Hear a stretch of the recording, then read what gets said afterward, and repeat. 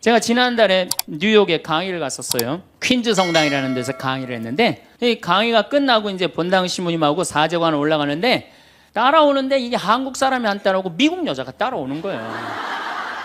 미국 여자가 따라와갖고 그러는 거예요. 신부님, 자기가 신부님 강의를 한국말을 잘 못 알아들어서 잘 알아듣지는 못하지만은 너무 감동을 받았다고. 신부님은 정말로 하느님의 사람이라고.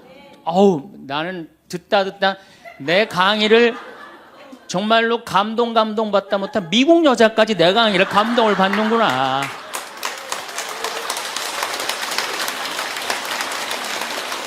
그래갖고 기분이 너무 좋아갖고 이제 그 여자하고 얘기를 하고 있는데 본당 신부님이 자꾸 나를 끄는 거예요. 사정안에 빨리 가자고.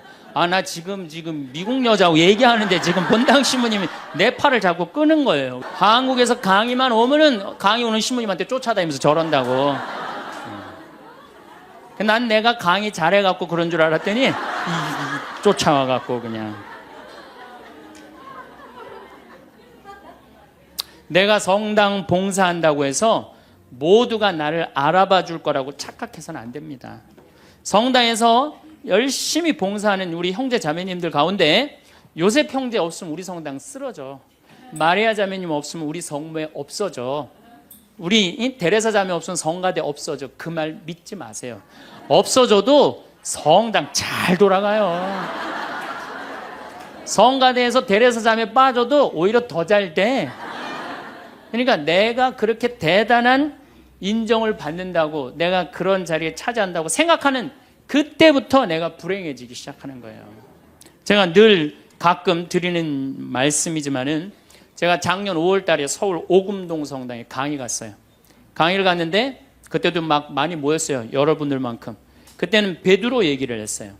베드로가 여러분들 굉장한 분이에요.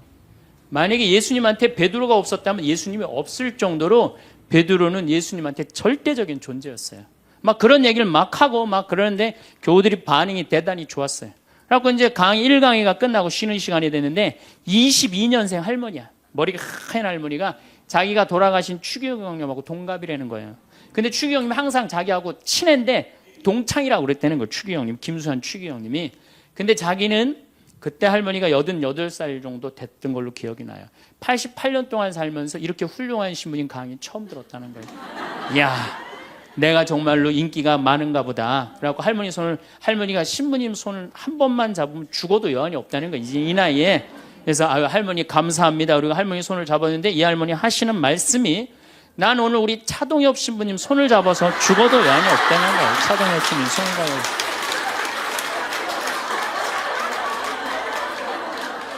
그래서 제가 그랬죠. 할머니, 저는 차동엽 신부가 아닙니다. 저는 황창현 신부입니다. 그렇게 분명히 말씀을 드렸는데 이 할머니는 황창현이라는 사람 알지도 못하는 거예요.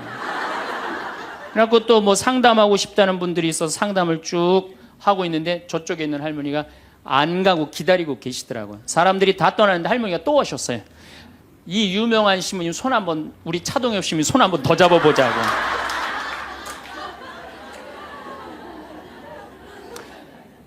모든 사람들이 나를 인정해주지 않는다 하더라도, 모든 사람들이 나를 알아주지 않는다 하더라도 실망하실 필요 없어요. 그리고 우리가 인생 살아가면서 모든 사람이 나를 인정해주는 일은 없어요. 그러니까 여러분들 가운데 모든 사람이 나를 좋아해. 이분은 사실은 나중에 불행의 씨를 갖고 있는 분이에요.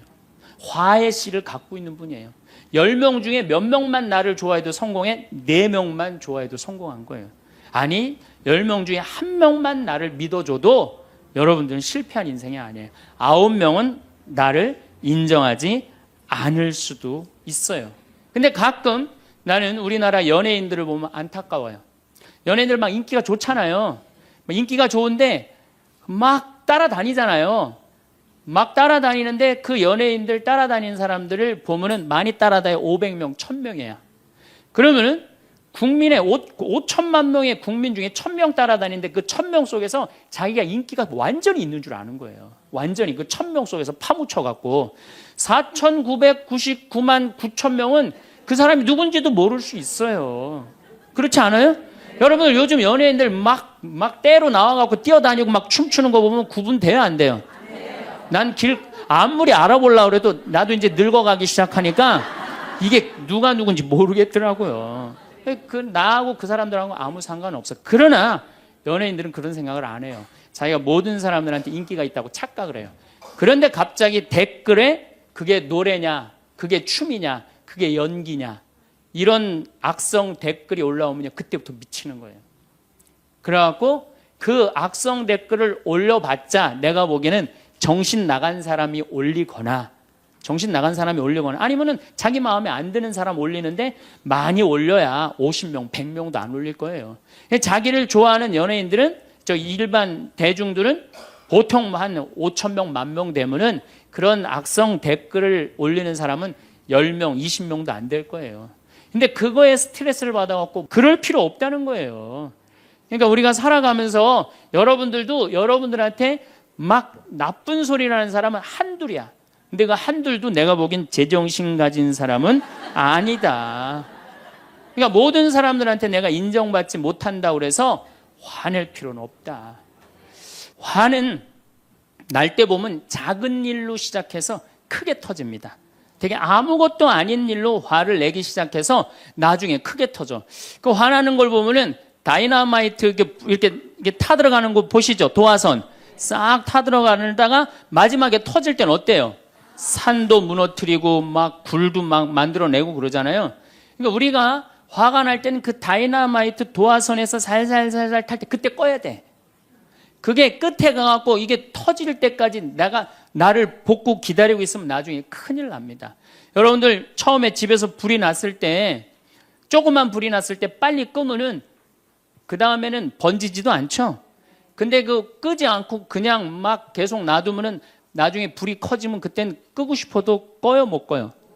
못 끄는 거예요. 그러니까 화라는 거는 잘 빨리 다스리는 훈련이 필요한 거예요. 내가 김치찌개 저녁에 요즘 배춧값이 너무 뛰었다고 그래서 딴 데 이 배춧값 신경 쓰느냐고 김치찌개를 좀 짜게 끓였어. 남편이 딱 한 숟갈 먹어보니 이놈의 마누라 맨날 끓이는 김치찌개 하나 제대로 못 끓이느냐고. 그럼 부인이 여보 미안해, 요즘 배추 한 포기에 15,000원이래. 그래서 내가 어떻게 올 겨울에 김장을 할까 그걸 고민하다가 간 보는 걸 깜빡했어. 그러니까 오늘은 다른 반찬하고 먹으면 다른 날은 내가 맛있게 해줄게. 이렇게 말하는 마누라는 한 명도 없어요. 당신이나 외식 시켜줘 봤어? 아니 김치찌개가 짠 날도 있고 맛있는 날도 있죠. 어떻게 맨날 당신 입에 딱딱 맞춰서 끓여주느냐고. 그럼 남편이 외식도 못 시켜주고 그래서 좀 미안해갖고 다른 반찬하고 먹으면 다행인데 남편 절대 안 지죠. 너는 맨날 집에서 텔레비전만 보고 해는 일이 뭐 있느냐고. 집안 청소를 제대로 하느냐, 반찬을 맛있게 하느냐. 그러면은 부인이 당신이 나 옷 하나 제대로 안 사주고 그래서 나 텔레비전에서 그거 내 아이 쇼핑 하는 거다. 그럼 또 남편이 넌 시집 올 때 해갖고 온 게 뭐가 있는데. 이러면은 점점 김치찌개로 시작해서 부부 능력 시집 올 때까지, 그리고 이제 나중에는 이렇게 사느니 너 죽고 나 죽자. 그래갖고 여러분들 뉴스 보도를 보면요, 자세히 보면요, 이런 뉴스가 굉장히 많이 나요. 아파트 15층에 느닷없이 14층에서 불이 나요. 그래갖고 소방관들이 와서 불을 끄고 주위 사람들 증언을 들어보면은 밤새 고함 소리가 오고 가고 난 뒤 불길이 치솟았다. 그러니까 이 홧김에 지르는 불이 14%예요. 그 다음에 이 화라는 단어를 보면 불화자야. 여러분들 화가 나면 막 불이 나는 거야, 속에서. 이거를 다스리지 못하고 이거를 끄지 못하면은 우리가 점점 크게. 근데 화는 내면 낼수록 문제가 해결될까요? 문제가 꼬일까요? 화는 내면 낼수록 문제가 꼬여요. 제가 20년 전에 제가 알던 분 시동생이야. 이 양반이 굉장히 다혈질이었어요. 성탄절 전날 불법 유턴을 하다가 걸렸어요. 걸려갖고 정경이 딱 잡아갖고 불법 유턴했습니다. 벌점 15점에 벌금 7만 원입니다.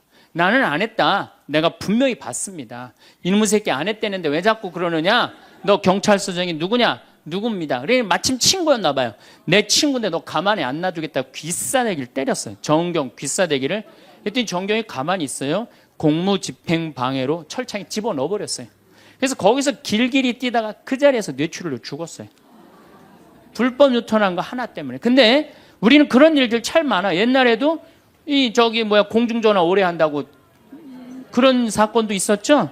그냥 아무것도 아닌데 그냥 조금만 한 번만 내가 이 고개를 숙이면 되는데, 저도 강의 다니느냐고 멀리 강의 갈 때 시간은 다가오고 차는 막히고 그러면 제가 불법 유턴도 많이 하고 빨간불일 때 건너도 많이 가요. 정말로. 왜냐하면 나를 기다리는 분이 보통 500명, 1000명인 경우가 많잖아요. 서울 올 때가 제일 그럴 때가 많아요. 딱 걸리면은 저는 딱 문 내리고 로만 칼라 딱 보여주면서 제가 뭐라고 그러냐면, 정말 미안하다. 내가 불법 유턴한 거, 내가 신호 어긴 거 인정한다. 그렇지만 내가 강의가 있어서 그러니까 좀 잘 좀 봐줘라.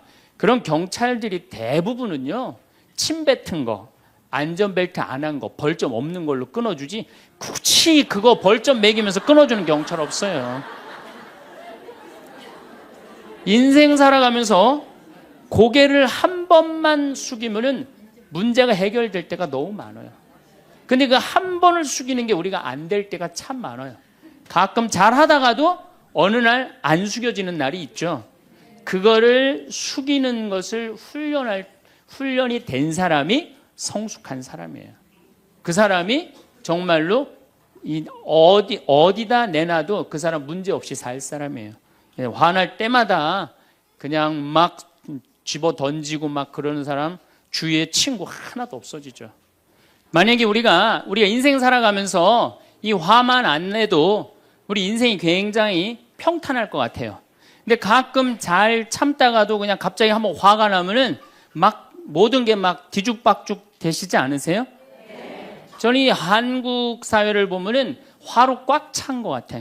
며칠 전에 그 지하철 2호선에서 할머니 한 분이 손자 같은 그 딸을, 손녀 같은 아이를 머리채를 막 힘도 얼마나 좋으신지 그냥 막 하는 모습을 보면서 정말 우리나라에 화가 꽉 차 있구나. 우리 인생을 살아가면서 분노를 억제하지 못하고 돌이킬 수 없는 잘못을 저지를 때가 참 많아요.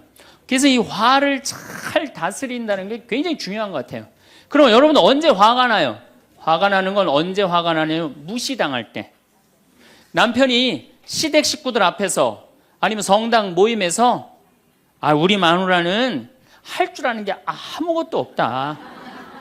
얼굴이 잘생겼나, 음식을 잘하나, 성격이 좋으나 마음에 드는 게 하나 없다고 정말로 남편이 구박하면은 정말로 속에서 부글부글 끓죠. 예, 내가 누구한테, 남편뿐만 아니라 다른 사람한테 내가 무시당할 때 우리는 화가 나요. 여기서 분노가 끌어올리죠. 또 남편들은 또 언제 화가 나요? 이 세상에서 아내한테 구박받을 처럼 화날 때가 없는 거예요. 당신 월급이 얼마냐? 우리 뭐 먹고 사냐? 누구 남편은 마누라 밍크코트 해줬대더라. 막 이러면은 남편도 막 홧김에 눈이 확 돌아가는 거죠.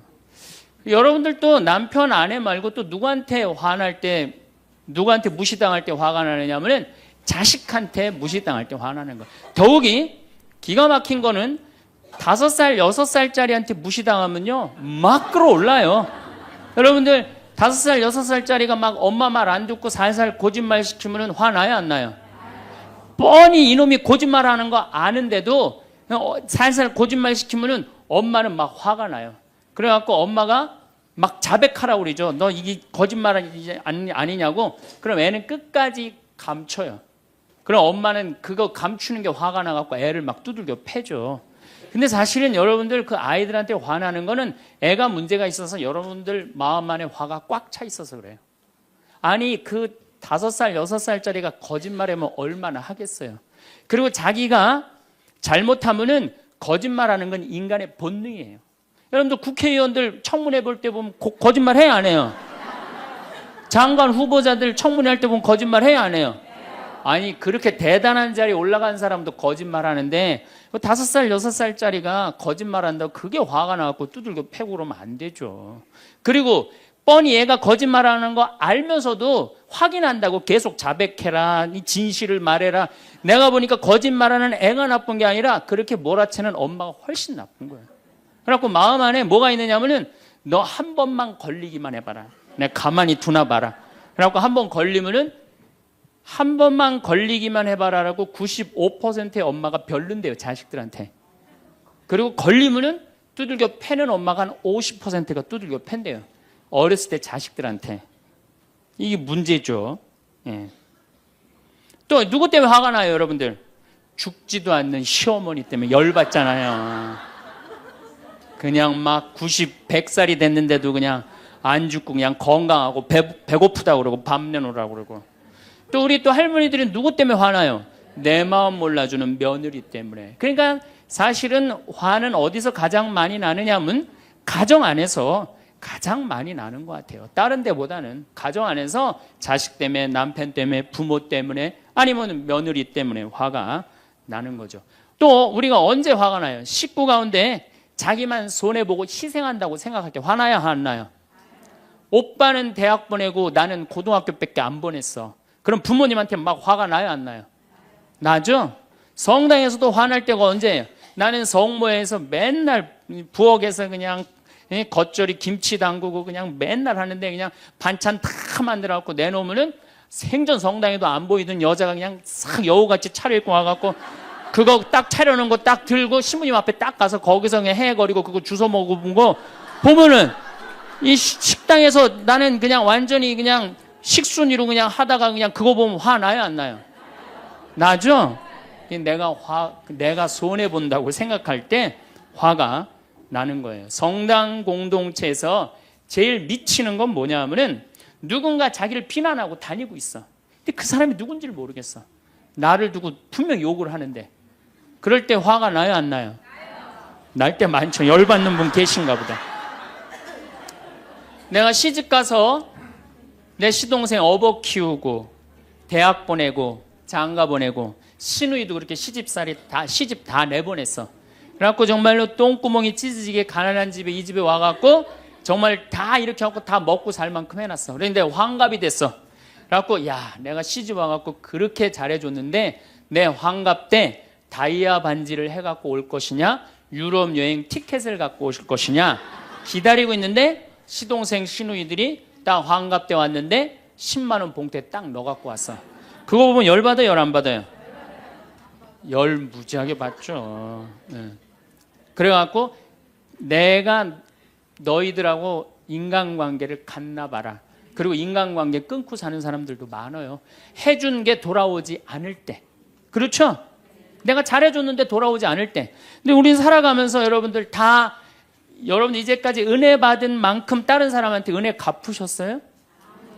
저는 신부 되기까지 많은 신부님들, 많은 수녀님들, 많은 교우들이 저를 도와줬어요. 근데 신부 돼갖고 일일이 그분들한테 쫓아다니면서 다 감사했는가? 생각해보니까 다 하지 못했더라고요.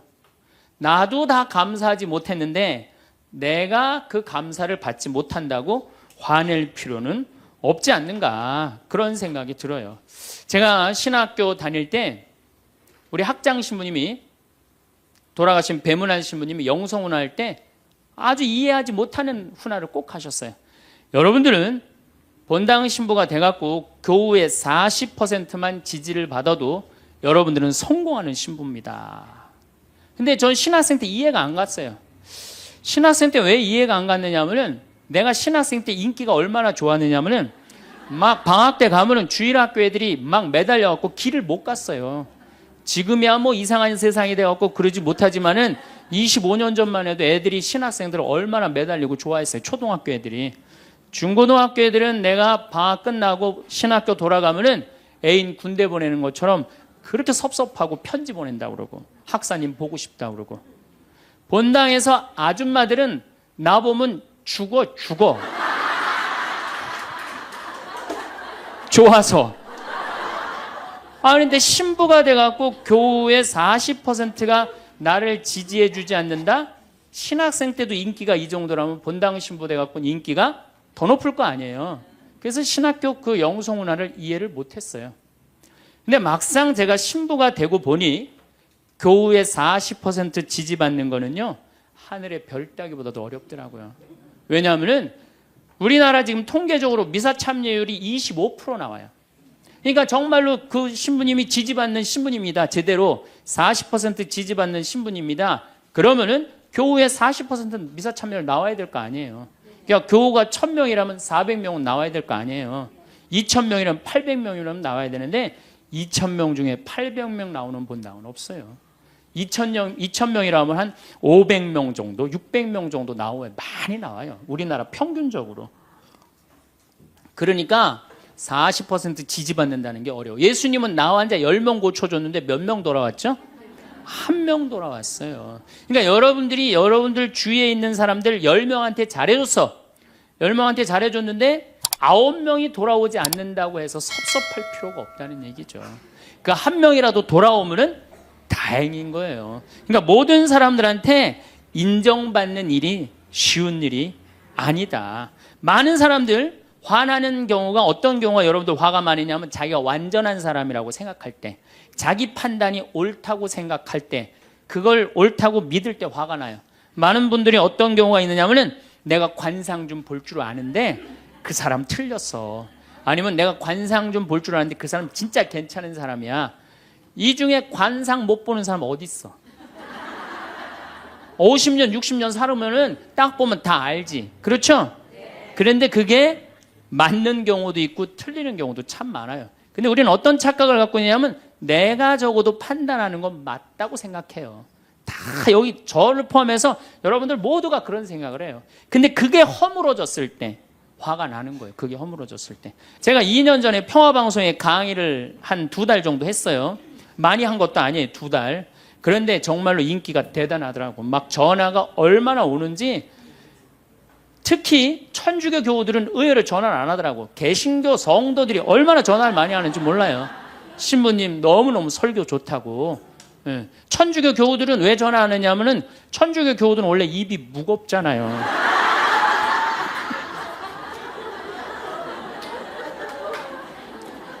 급기야는 목사님이 전화를 하셨어요. 신부님 우리 교회 와서 설교를 주일 예배에 좀 해달라는 거예요. 그래서 제가 주일 예배에 가서 설교를 했어요. 그때 이번에는 천안에서 스님이 전화를 하셨어요. 우리 절에 와서 설법을 해달라고. 더욱이 나는 그 주지 스님을 아직도 잊지 못하는데 참 좋으세요. 겸손하시고. 상좌에 앉혀서 제가 설법도 주일날 했어요. 뭐 인기가 뭐 천주교, 개신교, 불교 막 올라가는 거예요. 기분이 끝내줬는데 갑자기 전화가 한 통 왔어요. 평촌에서 사는 할머니야. 근데 이 할머니가 전화를 우리 직원한테 황창현 신부를 바꾸라고 전화가 온 거예요. 근데 문제는 황창현 신부님을 바꾸라는 건 좋은 말 하려고 전화한 거예요. 근데 황창현 신부를 바꾸라는 건 따지려고 전화한 거예요. 전화를 딱 받았더니 당신은 정의구현 사제단이냐 딱 그렇게 물어보는 거예요. 그래서 난 정의구현 사제단이 아니다. 그랬더니 정의구현 사제단도 아닌데 왜 운하를 반대하느냐. 우리나라 경제가 살려면 운하를 해야 된다. 젊은 신부가 경제도 모르고 사회도 모르고 정치도 모르는 신부가 방송에 나와서 운하가 안 된다고 1시간 동안 떠들면 되겠느냐. 그리고 당시 수원교구 주보에다가 운하 안 된다고 한 달을 주보에다 써내는데 그 60만 명, 70만 명이 있는 주보에다 그런 글을 쓰면 되느냐. 그리고 당신 앞에 행복론 강의도 하나도 재미없었다. 나와서 방송 나와서 강의하지 말아라. 그래서 전화를 탁 끊는 거예요. 제가 기분이 좋았겠어 나빴겠어요? 기분은 나빴지만 그 할머니 때문에 화를 주체하지 못해서 내가 못 되겠다 이 생각은 안 했어요. 생각이 다 틀린 거예요. 생각이 틀리고 상황이 다 틀린 거예요. 내 강의를 듣는 사람이 10,000명이라면 10,000명 중에 5,000명은 나하고 생각이 같을 수 있어요. 근데 5,000명은 나하고 틀릴 수 있어요. 5,000명이 틀리다고 그 5,000명 때문에 화낼 필요는 없다. 아, 나하고 틀릴 수도 있구나. 이렇게 생각하면 마음이 편안하거든요. 근데 그런 것 때문에 뭐 화를 내고 열낼 일이 뭐가 있어요. 또 한 번은 내가 노인에 대한 강의를 했어요. 우리 이제 안 죽는다. 우리 이제 100살까지 산다. 110살까지 산다. 그러니까 자식들한테 재산 물려주지 말고 다 여러분 위에 쓰다가 죽어라. 그리고 통장에 얼마만 남기면 되냐? 500만 원만 남겨라. 500만 원만. 그렇게 마음껏 쓰다가 죽을 때는 돌아다니다 지치면은 그냥 죽을 땐 꼴까닥 죽어라. 네, 이렇게 강의를 했더니 정말로 할머니들이 이번에는 전화를 무지하게 하는 거예요. 너무너무 내 노년을 확실히 알려줘서 고맙다고. 이번엔 순천에 있는 할아버지가 전화를 하셔서 신부님, 저는 70 먹은 노인인데 침례 교회를 다닙니다. 근데 신부님 강론을 듣고 가슴이 뻥 뚫렸다는 거예요. 내가 남은 인생 30년이나 남았는데 어떻게 살아야 되는지 너무너무 잘 들었다고. 근데 신부님이 다음 주에 이제 돈 다 쓰다가 꼴까닥 죽는 방법을 알려준다고 그랬는데 그 주간에 당신이 어딜 가갖고 못 들었대, 내 강의를. 그래갖고 꼴까닥 죽는 방법을 알려달라고 전화를 했더라. 야, 정말로 순천의 할아버지도 나한테 전화를 기분이 너무너무 좋더라고요. 근데 하느님은 참 짓궂게도 그 전화 끊자마자 이번에는 저 부산에서 전화가 왔어요. 황창현 신부를 바꾸라고. 전화를 딱 받았더니 당신이 황창현 신부냐고. 내가 황창현 신부라. 당신 요즘 왜 그런 강의를 방송에서 나와서 해서 집안을 평지 풍파를 일으키느냐. 그러니까 내 강의를 듣고 시어머니일 거예요. 시어머니가 내 강의를 듣고 며느리를 불러서 한 소리 한 거지. 나 안 죽는데더라. 너 나 위에서 쓰다가 나 통장에 500만 원만 남길 테니까 나한테 유산 받을 생각 꿈도 꾸지 말아라. 그렇게 이제 얘기를 한 거야. 그러니까 그냥 열받으니까 나한테 전화를 한 거죠. 그런 강의 하지 말라고. 그리고 그 자매는 한마디 더 하더라고요. 당신 강의하는 거 재수 없다고 그랬죠.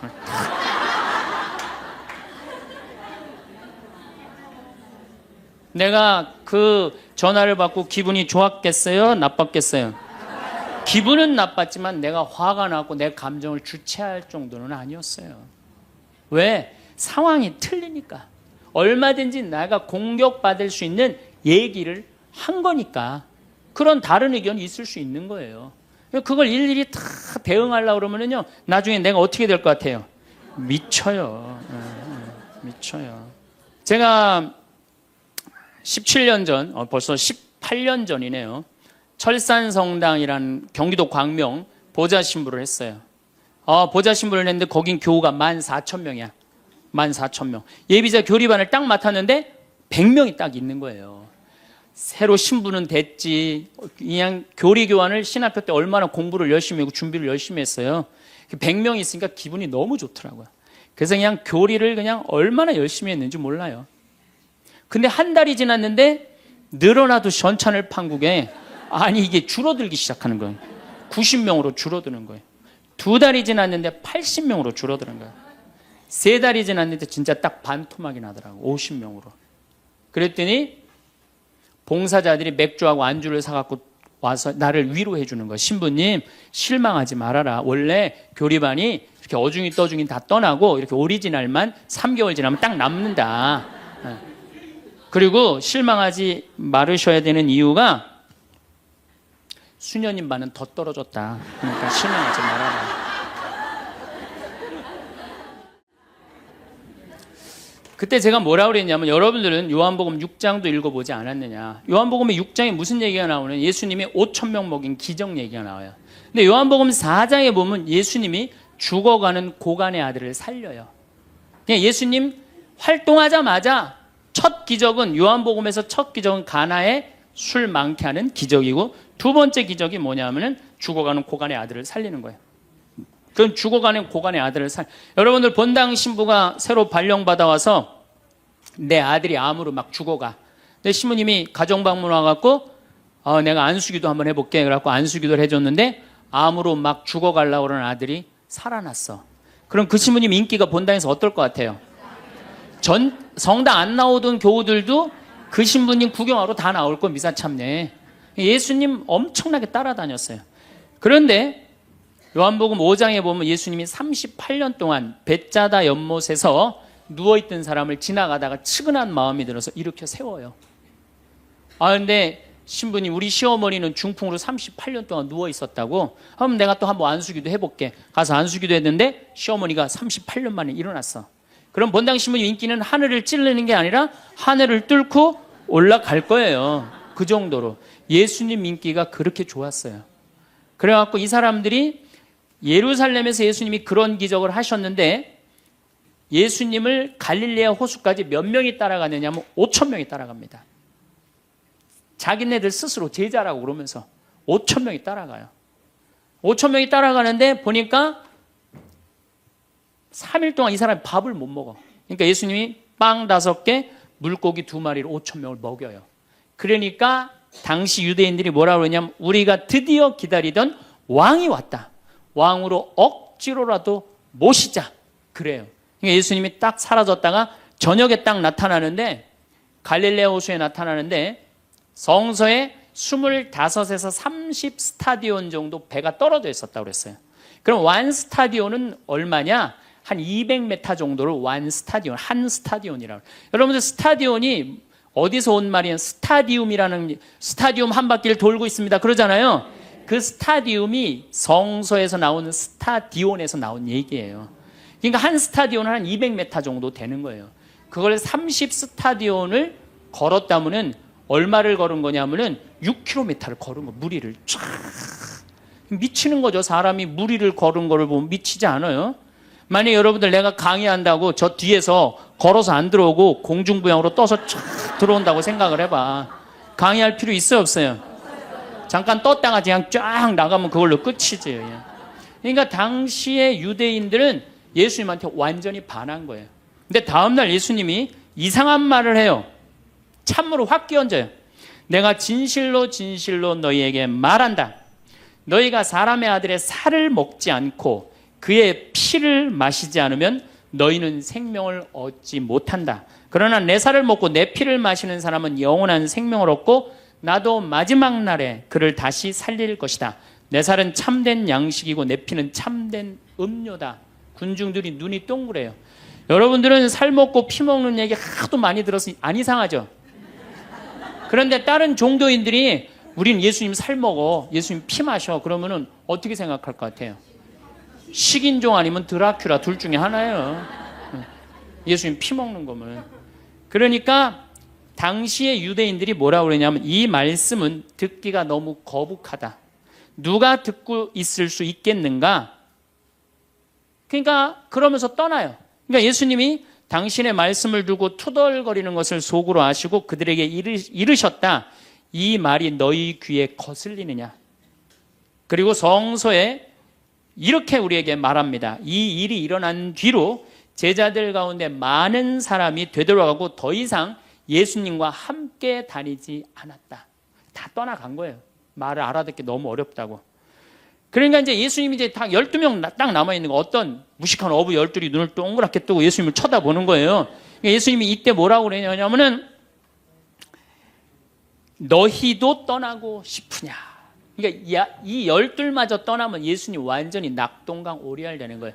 이때 대단한 인물이 하나 나옵니다. 누구냐? 베드로예요. 다 떠났음에도 불구하고 의리를 지킨 분이 베드로예요.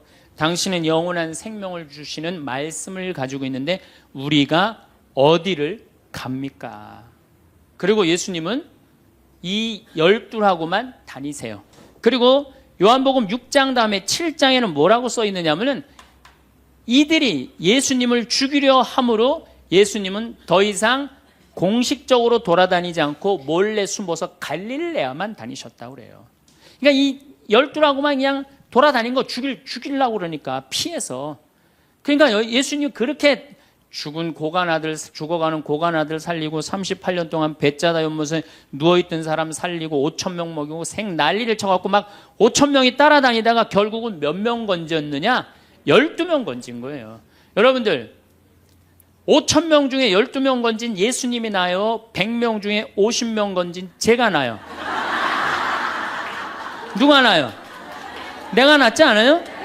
아니 내가 예수님보다 나은데 뭐 그 예비 교우 50명 떨어졌다고 실망할 게 뭐 있어.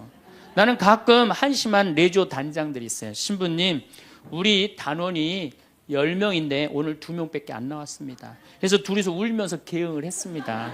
우리 레지오 해체해야 될까 봅니다. 이렇게 오는 단장이 있는데 한심한 단장이죠. 10명 중에 2명 나왔다 그러면 20% 지지받는 단장이야. 자, 5,000명 중에 12명 남긴 예수님이 나요? 10명 중에 2명 나온 단장이 나요? 누가 나? 단장이 훨씬 나은 거예요. 또 요즘 우리나라 구역 반모임 활성화를 위해서 굉장히 많이 노력하죠. 근데 많은 경우 반장님들, 구역장님들이 실망해요. 우리 구역이 10세대인데 3세대밖에 안 나온다. 4세대밖에 안 나온다. 이렇게 실망하는 분들이 굉장히 많아요. 그러면은 10세대 중에 3세대나 4세대 나오면은 이건 본당 신부보다 난 사람이에요. 예수님보다는 뭐 더 난 사람이고 실망할 필요가 뭐가 있어. 예수님 뭐라 그러냐면 너희 중에 단 2-3 사람만 모여도 내가 그곳에 함께 있겠다. 그러면 됐지 뭐 이렇게 욕심이 많아요. 그러니까 여러분들 모든 사람들한테 인정받는 건 쉬운 일이 아니고 인정받으려고 할 때 우리 인생이 피곤해지고 화가 난다 이거예요. 여러분들 요즘 나는 가끔 텔레비전 보면서 총리들도 대통령도 막 신발 막 던지고 막 결함 막 던지고 그러잖아요. 대통령한테도. 우리가 남이 나한테 평가하는 게 전부는 아닙니다. 자기 소신, 자기 확신, 자기 멋이 있으면은요 누가 뭐라 그래도 별로 거기에 흔들리지 않아요. 근데 그냥 남들 말에 막 귀 기울이고 그냥 거기에 신경 쓰는 사람은 조금만 뭐가 있어도 화를 내고 자기를 주체하지 못하는 거예요. 루카복음 9장 51절을 보면 예수님이 사마리아를 통해 예루살렘으로 올라가려고 할 때 사마리아 사람들이 예루살렘에 간다는 이유로 예수님을 거부해요. 들어가지 못하게 동네를.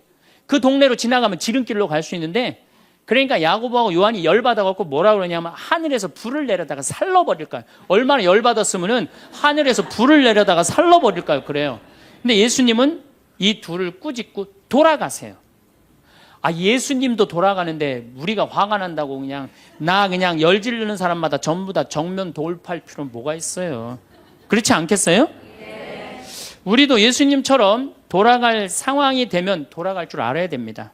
세상 사람들이 다 나를 몰라준다 해도 화낼 일도 아니에요. 공자님은 뭐라고 그러셨느냐? 진정한 성인은 자기를 몰라줘도 분노하지 않고 유유자적할 줄 아는 사람이 진정한 성인이라고 그랬어요. 내가 누군데 나를 몰라봐. 왕년에 내가 이 거리를 주름 잡던 사람인데 이 성당 지을 때 내가 어떻게 했는데 나에게 이럴 수가 있어. 내가 시집와서 똥구녕이 찢어지게 가난한 이 집 이렇게 놨는데 나를 무시할 수 있어? 이렇게 자꾸 자기 도취에 사로잡히면은요 나중에 다른 사람하고 부닥치게 되고 잘난 척하게 되는 그런 꼴이 된다. 그런 꼴이에요.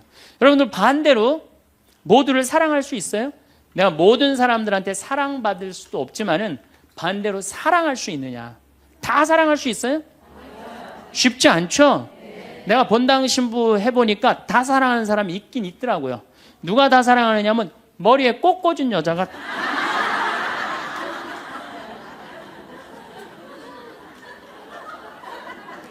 이게 모두를 사랑한다는 게 쉬운 게 아니에요. 근데 우리는 뭐에 지금 세뇌가 되어 있느냐면 성당에 나오면 어떻게 해야 된다고 생각해요? 모두를 사랑해야 된다고 생각하지 않아요? 나를 괴롭히는 사람, 나를 미워하는 사람, 나한테 힘들게 하는 사람 다 사랑해야 된다고 생각해요? 그렇게 생각하잖아요. 그리고 은연중에 그런 교육을 받았어요. 은연중에. 근데 성서에 모두를 사랑하라는 구절은 없어요. 서로 사랑하라고 그랬지 모두를 사랑하라고 하는 구절은 없어요.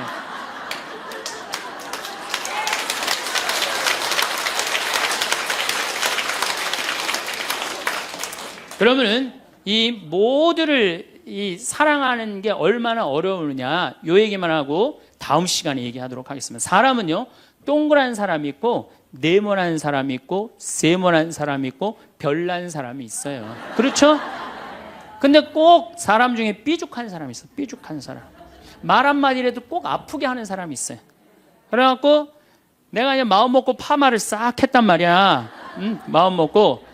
그래갖고 이 동그란 사람이 파마를 딱 했는데 삐죽한 놈이 딱 와서 한마디 합니다. 파마를 왜 그렇게 했어? 얼굴이 떡판 같아 보이잖아. 그럼 이 동그란 사람 피가 뚝뚝 떨어져요, 안 떨어져요? 뚝뚝 떨어지는데 동그란 사람 특징은 뭐냐? 남한테 싫은 소리 하면 안 되는 줄 알고 있는 거예요. 그러니까 동그란 사람이 그렇게 내 가슴에 피가 떨어지면 한마디 해줘야 될 거 아니에요. 내가 떡판이든 뭐든 네가 무슨 상관이냐 이렇게 얘기를 해야 되는데, 동그란 사람은 파마를 왜 그렇게 해서 얼굴이 떡판 같잖아. 그러면 동그란 사람이 뭐라고 그러냐면, 그러게 해다 보니 그렇게 됐네. 그리고 어디 가서 울기 시작하냐면 성당에 가서 울기 시작하는 거야. 예수님, 저 삐죽한 여자가 나보러 떡판이래요. 근데 예수님, 당신이 정말로 십자가에서 참고 인내하고 용서하고 사랑했으니까 나도 참고 용서하고 인내하고 사랑할게요. 그래갖고 그냥 겨우 어떻게 주체할 수 없는 걸 다스려갖고 고해성사를 봤어. 고해성사를 봐갖고 용서를 했어. 자기하고 예수님하고 신부님하고는 화해를 했는데, 그 삐죽한 사람하고는 화해했어, 안 했어요? 삐죽한 사람은 찔렀는지도 모르고 몰라요. 그 사람 피가 흐르는지도 몰라요. 그런데 더 동그란 사람 미치는 건 뭐냐면, 그렇게 찔러놓고 딴 데 가고 막 헤헤거리고 또 수다 떨면은 동그란 사람이 속으로 무슨 생각이 들어요? 넌 웃음이 나오니? 난 지금 피가 뚝뚝 흐르는데. 가을이 돼갖고 그냥 마음 먹고 성당을 나왔는데, 삐죽한 놈이 동그란 사람한테 한마디 또 합니다. 아니, 요즘 남편이 돈 못 벌어? 옷을 왜 이렇게 후줄구리하게 입고 다녀? 그러면 또 피가 뚝뚝 떨어지는 거야. 이 동그란 사람, 여러분들 삐죽한 사람 만나야 돼, 만나지 말아야 돼? 만나면 안 돼요. 이 삐죽한 놈 누구 소개시켜줘야 되냐면, 별난 놈 소개시켜줘. 별난 놈. 찔러도 안 나오는 별난 놈, 이런 놈 소개시켜줘야지 어떻게 모두를 사랑할 수 있어요. 그거는 불가능한 얘기예요. 모두를 사랑한다는 거. 그러니까 여러분들, 오늘 이후로 나는 모든 사람을 사랑할 것이다. 그러면 나중에 누가 망가지냐면 내가 망가져요. 모두를 사랑하면서 자기가 완전히 망가지는 거예요. 모두를 사랑하면서 기쁨은 다행인데, 모두를 사랑하면서 그걸 끌어안느냐고 속에서 부글부글 끓어. 그냥 화가 꽉 차 있는 거죠. 그러면은 다음 시간에 정말 모두를 사랑하는 일이 얼마나 어려운 일인지 이야기 나누도록 하겠습니다. 감사합니다. 우리는 살아가면서 수많은 관계 속에서 기쁨과 슬픔을 경험합니다. 그 과정에서 때로는 이해받지 못하는 아픔을, 때로는 예상치 못한 배신을 마주하기도 합니다. 그럴 때마다 마음속 깊은 곳에서 분노가 치솟아오르고, 왜 나만 이런 일을 겪어야 하는지 억울함에 잠 못 이루는 밤을 보내곤 합니다. 하지만 분노는 우리를 보호해주기는커녕 오히려 우리 자신을 갉아먹고 소중한 관계를 무너뜨리며 평화로운 일상을 빼앗아갑니다. 그렇다면 우리는 어떻게 이 분노를 다스리고 더 이상 작은 일에도 흔들리지 않는 단단한 내면을 가꿀 수 있을까요? 많은 사람들이 겪는 가장 큰 고통 중 하나는 타인의 인정을 갈구하는 데서 비롯됩니다. 우리는 모든 사람에게 사랑받고 싶어 하고, 내가 베푼 친절에는 반드시 감사가 돌아올 것이라 기대합니다. 누군가를 도와주면 그 사람이 고마워할 것이고, 내가 정성을 다하면 사람들이 알아봐 줄 것이라 믿습니다. 그러나 현실은 그렇게 호락호락하지 않습니다. 내가 진심을 다해도 상대는 무심하게 지나치고, 내가 아무리 애써도 누군가는 나를 오해하거나 비난합니다. 그럴 때마다 우리는 깊은 좌절감을 느끼고 화가 치밀어 오릅니다. 하지만 여기서 한 가지 생각해봐야 할 것이 있습니다. 세상의 모든 사람이 나를 좋아해야 한다는 생각 자체가 과연 합리적인 기대일까요? 이 넓은 세상에는 수없이 많은 사람들이 살아가고 있고, 그들은 각자의 경험과 가치관, 성격과 처지를 가지고 있습니다. 어떤 사람은 나의 친절을 고맙게 받아들이지만, 어떤 사람은 그것을 당연하게 여기거나 심지어 부담스럽게 느낄 수도 있습니다. 어떤 이는 나의 진심을 알아차리지만, 어떤 이는 자신의 문제에 너무 빠져 있어서 다른 사람의 마음까지 헤아릴 여유가 없을 수도 있습니다. 중요한 것은 이러한 다양성을 인정하는 것입니다. 모든 사람이 나를 이해하고 좋아할 필요는 없습니다. 심지어 내가 정말 잘했다 하더라도 누군가는 나를 싫어할 수 있고, 그것은 그 사람의 자유입니다. 우리가 통제할 수 있는 것은 오직 나 자신의 행동과 태도뿐입니다. 타인의 생각과 감정은 그들의 몫이며, 그것을 바꾸려 애쓰는 것은 불필요한 에너지, 소모일 뿐입니다. 만약 10명 중 한두 명만이 나를 진정으로 이해하고 지지해준다면 그것만으로도 충분히 감사한 일이라고 여길 수 있어야 합니다. 진정한 평화는 외부의 인정에서 오는 것이 아니라 나 자신을 굳건히 세우는 데서 시작됩니다. 남들이 나를 어떻게 생각하든 내가 옳다고 믿는 바를 실천하며 살아가는 것. 그것이 바로 흔들리지 않는 삶의 토대입니다. 물론 이것이 쉬운 일은 아닙니다. 우리는 사회적 존재이기 때문에 타인의 시선과 평가에 민감할 수밖에 없습니다. 하지만 그 민감함이 나를 지배하도록 내버려 두어서는 안 됩니다. 누군가 나를 몰라줘도 괜찮고 누군가 나를 오해해도 괜찮습니다. 내가 나를 알고 내가 나를 믿는다면 그것으로 충분합니다. 분노를 다스리는 두 번째 교훈은 작은 불씨를 끄는 훈련입니다. 대부분의 큰 분노는 처음부터 거대한 것이 아닙니다. 사소한 일에서 시작해서 점점 커지고 쌓이고 결국 걷잡을 수 없는 폭발로 이어집니다.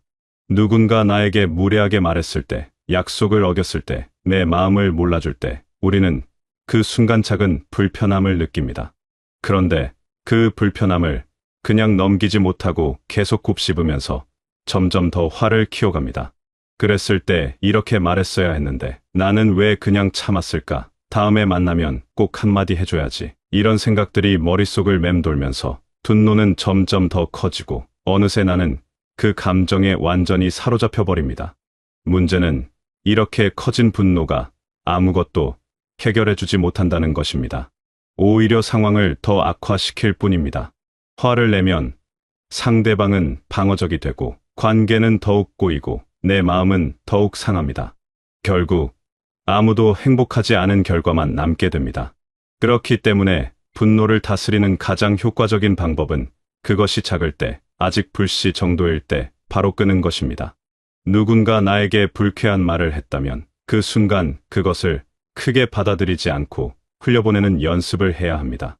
그 사람도 기분이 안 좋았을 수 있고 실수로 그런 말을 했을 수도 있으며 혹은 원래 그런 성격일 수도 있습니다.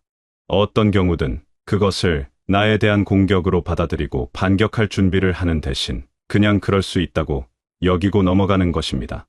물론 이것이 모든 것을 참고 살라는 뜻은 아닙니다. 정말 중요한 문제, 반드시 짚고 넘어가야 할 일이라면 냉정하고 차분하게 대화를 나누어야 합니다. 하지만 대부분의 일상적인 불편함은 굳이 크게 만들 필요가 없는 것들입니다.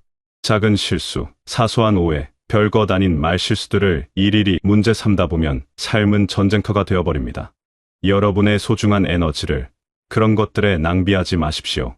작은 불편함이 생겼을 때 잠시 숨을 고르고 이렇게 생각해 보십시오. 이것이 정말 내 에너지를 쓸 만큼 중요한 일인가? 일주일 뒤에도 이 일을 기억하고 있을까? 대부분의 경우 답은 아니오일 것입니다. 분노를 다스리는 또 다른 중요한 방법은 때로는 한 발 물러설 줄 아는 지혜를 갖는 것입니다. 우리는 종종 자존심 때문에 불필요한 싸움을 이어갑니다. 내가 틀렸다는 것을 인정하기 싫어서, 지는 것이 싫어서, 고개를 숙이는 것이 창피해서 끝까지 버팁니다. 하지만 이런 고집은 결국 나 자신을 더 힘들게 만들 뿐입니다. 만약 내가 잘못했다면 솔직하게 인정하는 것이 훨씬 더 성숙한 태도입니다. 미안하다고 말하는 것이 나를 작게 만드는 것이 아니라 오히려 더 큰 사람으로 만들어줍니다. 또한 상대방이 터무니없는 비난을 할 때, 억지를 부릴 때도 꼭 정면으로 맞서야만 하는 것은 아닙니다. 때로는 그냥 그 자리를 피하는 것이 최선의 선택일 수 있습니다. 이기고 지는 것이 중요한 것이 아니라 나의 평화를 지키는 것이 더 중요하기 때문입니다. 말이 통하지 않는 사람과 아무리 논쟁을 해봤자 시간과 에너지만 낭비될 뿐입니다. 그럴 때는 그저 조용히 그 상황에서 벗어나는 것이 현명합니다. 도망치는 것이 아니라 불필요한 소모를 피하는 것입니다.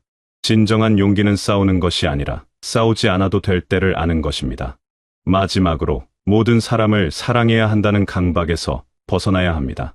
우리는 어릴 적부터 사랑과 용서, 포용과 이해라는 가치를 배워왔습니다. 물론 이것들은 아름다운 가치이고 우리가 추구해야 할 덕목들입니다. 하지만 그것이 나 자신을 희생하면서까지 지켜야 할 절대적인 규칙은 아닙니다. 모든 사람을 똑같이 사랑하고 모든 관계를 유지하려고 애쓰다 보면 결국 나 자신이 무너지게 됩니다. 어떤 사람들은 우리에게 긍정적인 에너지를 주고 함께 있으면 편안하며 서로를 존중하고 이해합니다. 이런 관계는 소중히 가꾸어 나가야 합니다. 하지만 반대로 어떤 사람들은 우리에게서 에너지를 빼앗아가고 끊임없이 상처를 주며 나를 힘들게 만듭니다. 이런 관계까지 억지로 유지하려고 애쓸 필요는 없습니다. 나를 존중하지 않는 사람을 내가 굳이 존중해야 할 이유가 없고 나에게 상처를 주는 사람에게 계속 마음을 열어둘 필요도 없습니다. 많은 사람들이 이런 생각에 죄책감을 느낍니다. 내가 너무 이기적인 것은 아닐까? 더 너그럽게 이해하고 받아들여야 하는 것은 아닐까? 하지만 자신을 보호하는 것은 이기심이 아니라 생존입니다. 나를 해치는 관계를 끊어내는 것은 냉정함이 아니라 지혜입니다. 여러분은 세상의 모든 사람을 사랑할 의무가 없습니다. 여러분에게 주어진 시간과 에너지는 한정되어 있고 그것을 어디에 쓸지는 여러분이 선택할 수 있습니다. 나를 괴롭히는 사람과의 관계를 정리한다고 해서 나쁜 사람이 되는 것이 아닙니다. 오히려 그것은 나 자신을 사랑하는 행위입니다. 자신을 사랑하지 않으면서 다른 사람을 진정으로 사랑할 수는 없습니다. 내 마음이 상처로 가득 차 있는데 어떻게 다른 사람에게 따뜻함을 줄 수 있겠습니까? 내 안의 평화가 무너져 있는데 어떻게 다른 사람과 평화로운 관계를 맺을 수 있겠습니까? 그렇기 때문에 나 자신을 먼저 돌보는 것이 이기적인 것이 아니라 오히려 더 건강한 관계를 위한 필수적인 과정입니다. 어떤 사람들은 나를 계속해서 찌르고 상처를 주면서도 내가 참고 받아들이기를 요구합니다. 그들은 나의 인내를 당연하게 여기고 내가 화를 내면 오히려 나를 비난합니다. 이런 관계는 결코 건강할 수 없습니다. 진정한 관계는 서로를 존중하고 서로의 경계를 인정하며 서로에게 상처를 주지 않으려 노력하는 것입니다. 만약 상대방이 이런 노력을 전혀 하지 않는다면 그 관계는 이미 균형이 무너진 것입니다. 그럴 때는 과감하게 거리를 두는 것이 필요합니다.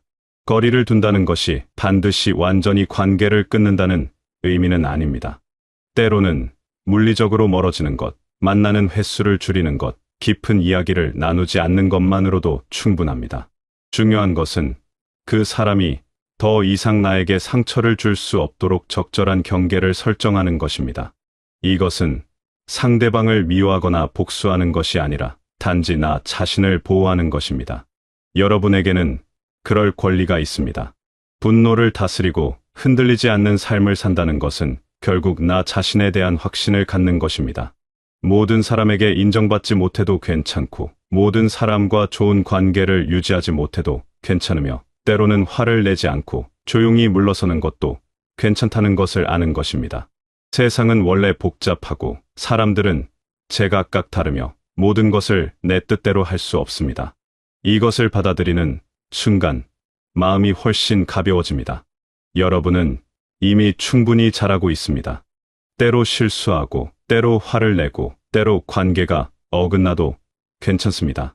완벽한 사람은 없고 완벽한 관계도 없습니다. 중요한 것은 그런 순간들로부터 배우고 조금씩 나아지려고 노력하는 것입니다. 작은 불씨를 끄는 연습을 하고 나를 괴롭히는 관계에서 벗어나며 타인의 시선보다 나 자신의 평화를 우선시하는 것. 이런 작은 실천들이 모여서 결국 흔들리지 않는 단단한 내면을 만들어줍니다. 분노는 우리를 지배하는 것처럼 보이지만 사실 우리가 선택할 수 있는 것입니다.